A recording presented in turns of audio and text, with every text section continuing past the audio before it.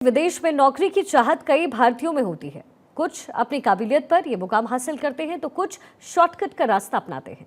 कुछ एजेंट्स के जाल में फंस जाते हैं तो उन्हें पढ़ाई या फिर नौकरी देने का लालच देकर के चूना लगाते हैं।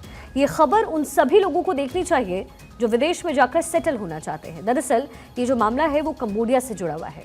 यहाँ पर साइबर क्राइम में 14 भारतीय फंसे जिन्हें दूतावास की मदद से बचाया गया और फिर एक बार दुनिया में भारत का डंका बजा। आइए अब आपको पूरी खबर दिखाते हैं। कंबोडिया की राजधानी नोम पेने में स्थित भारतीय दूतावास ने खुलासा किया कि कम से कम 14 भारतीय नागरिकों को कंबोडिया में फर्जी नौकरी के फंदे से बचाया गया है। भारतीय दूतावास ने कंबोडिया में फंसे 14 भारतीयों को रिहा करवाया। ये लोग साइबर क्राइम के मामले में फंसे हुए थे और इस बात की जानकारी कंबोडिया में भारतीय दूतावास की ओर से दी गई। अब आपको ग्राफिक्स के जरिए बताते हैं कि ऐसा कैसे हुआ और ये पूरा मामला दरअसल है क्या। देखिए, सैकड़ों भारतीयों को नौकरी के नाम पर बहला फुसला करके साइबर क्राइम करवाया जा रहा है। उनसे ऑनलाइन फ्रॉड भी करवाए गए। गृह मंत्रालय और खुफिया एजेंसी को मिली रिपोर्ट में इस साइबर फ्रॉड और ह्यूमन ट्रैफिकिंग का भांडाफोड़ हुआ। जिन 14 लोगों को छुड़वाया गया उनमें से ज्यादातर लोग उत्तर प्रदेश और बिहार के रहने वाले हैं।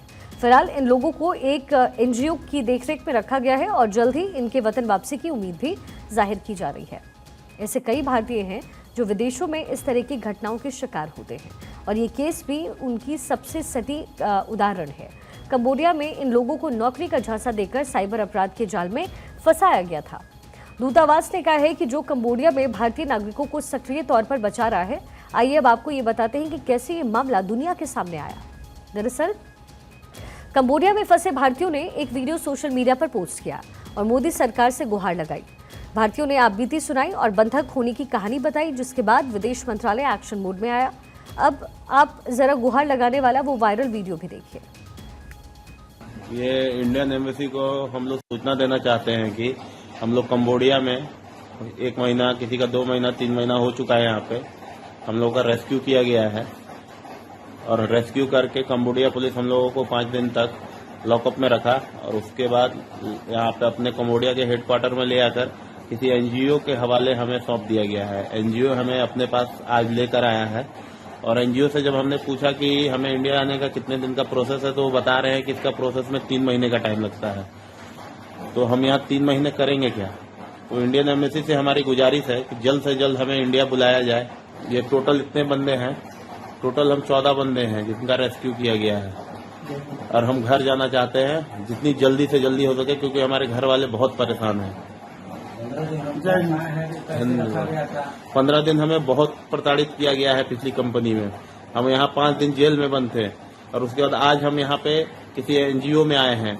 ये हमें खाना वाना दे रहे हैं, लेकिन इनसे हमने जब पूछा कि कितने दिन का प्रोसेस है तो ये कह रहे हैं 3 महीने तक का प्रोसेस है और आपका एम्बेसी जितना जल्दी आपको ऊपर एक्शन लेगा उतना जल्दी आप घर जाओगे। तो इंडियन एम्बेसी से हम हाथ जोड़ के यही विनम्र आग्रह करते हैं कि जल्द से जल्द हमें घर पहुंचा दिया जाए। तो सुना आपने, कई दिनों तक बंधक रखा जाता था, कई दिनों तक भूखा रखा जाता था और अगर आवाज उठाई या विरोध किया तो कंपनी पुलिस से सांठगांठ करके जेल में डाल देती थी। वीडियो में इनकी बातों को सुनकर के अंदाजा आप लगा सकते हैं कि विदेश भेजने के नाम पर किस तरीके से धोखाधड़ी की जा रही है। दूतावास ने कहा है कि वो स्थिति पर बारीकी से नजर रख रहा है और कंबोडिया में भारतीय नागरिकों के हितों की रक्षा के लिए प्रतिबद्ध है। बयान में ये भी कहा गया कि भारतीय नागरिकों को सलाह दी जाती है कि वो कंबोडिया में किसी भी नौकरी की पेशकश के संबंध में अत्यधिक सावधानी बरतें और किसी भी संदिग्ध गतिविधि की तुरंत नो फेम में भारतीय दूतावास को रिपोर्ट करें। उधर इंडियन एम्बेसी की ओर से ये कहा गया है कि झूठे आरोप में फंसे 650 भारतीयों को रिहा कराने के लिए कंबोडिया प्रशासन की मदद ली गई है, जिससे हाल ही में 14 भारतीयों को रिहा भी किया गया। दूतावास ने सोशल मीडिया प्लेटफॉर्म एक्स पर पोस्ट करके लिखा है कि कंबोडिया में भारतीय एजेंसी ने कंबोडियाई अधिकारियों के साथ मिलकर साइबर अपराध घोटाले में फंसे 14 भारतीय नागरिकों को रिहा करवाया है। कंबोडियाई पक्ष की ओर से उनकी देखभाल की जा रही है। दूतावास उनकी शीघ्र स्वदेश वापसी के लिए काम कर रहा है और उनके कल्याण के लिए प्रतिबद्ध भी है। आपको ये भी बता दें कि भारत सरकार और एजेंसियां नौकरी का झांसा दे करके लोगों की जिंदगी से खिलवाड़ करने वालों के साथ लगातार अभियान चला करके उनका इलाज करती है। पिछले साल दिसंबर के महीने में ओडिशा के राउरकेला से पुलिस ने एक साइबर क्राइम गैंग का भांडाफोड़ किया। इस मामले में पुलिस ने 8 लोगों को गिरफ्तार किया था। ये अपराधी नौकरी के नाम पर लोगों को कंबोडिया भेजते थे। इस साल भारतीय दूतावास ने एक एडवाइजरी जारी करके अपील की थी कि विदेश भेजने के नाम पर धोखाधड़ी करने वाला गैंग, उससे सावधान आपको रहने की जरूरत है। साइबर केस में जो भारतीय फंसे थे उनमें भोला चौहान के अलावा उत्तर प्रदेश, बिहार के तकरीबन 10 से 12 युवक वहां पर बंधक बनाए गए थे। एजेंट द्वारा इन युवकों को कंबोडिया में कॉल सेंटर में काम करने और डेटा एंट्री के ऑपरेटर के पद पर नौकरी दिलाने का बहाना बनाकर भेजा गया, जिसके बाद से कंबोडिया पहुंचने पर बुरी तरीके से ये फंसे और फिर 75 दिन बाद आखिरकार इनको आज़ादी मिली। इसलिए आप सभी को सतर्क रहने की बहुत ज़रूरत है।